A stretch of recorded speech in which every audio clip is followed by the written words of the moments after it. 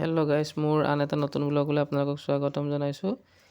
আজি আমি উপস্থিত হৈছোঁহি ডিব্ৰুগড়ত থকা জগন্নাথ মন্দিৰত। আমি মেইন ৰোডৰ পৰা সোমাই আহি এইখন হৈছে মুখ্য দুৱাৰ দি আমি ভিতৰলৈ যাম। চাকি বন্তি লৈ লৈছোঁ। এতিয়া আমি ভিতৰত যাম। ভিতৰত গৈ পেলাই চাকি বন্তি জ্বলাম। চাওকচোন কি সুন্দৰ এটা পৰিৱেশ। আৰু আমি ভিতৰলৈ সোমাই আহি চাকি বন্তি দিলোঁ। তাৰপিছত চাৰিওকাষটো এপাক দেখুৱাবলৈ চেষ্টা কৰিলোঁ। এইফালে আছে হনুমান মন্দিৰ। তাৰ কাষতে আছে মন্দিৰৰ পূজা সামগ্ৰী থকা। ইয়াৰ পৰা আপোনালোকে পূজা সামগ্ৰী ল'ব পাৰিব। আৰু এইফালে চাৰিওকাষটো দেখুৱাইছোঁ। খুব সুন্দৰ এটা পৰিৱেশ। মন্দিৰৰ চাৰিওকাষে একোটা সৰু মন্দিৰ আছে। শিৱ মন্দিৰ, গণেশ মন্দিৰ, বিমলা মন্দিৰ, লক্ষী মন্দিৰ আছে, নৱগ্ৰহ মন্দিৰো আছে তাতে।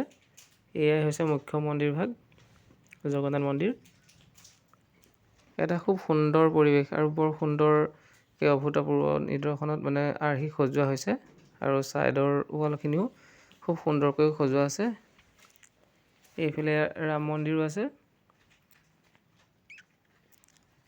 আপোনালোকে কোন কোন গৈছে আৰু কেনেকুৱা হৈছে ভিডিঅ'টো জনাবচোন কমেণ্ট এটা কৰি। ভিডিঅ'টো লাইক কৰিব, কমেণ্ট এটা কৰিব আৰু শ্বেয়াৰ কৰিব আৰু মোৰ চেনেলটো ছাবস্ক্ৰাইব কৰি দিব। ধন্যবাদ।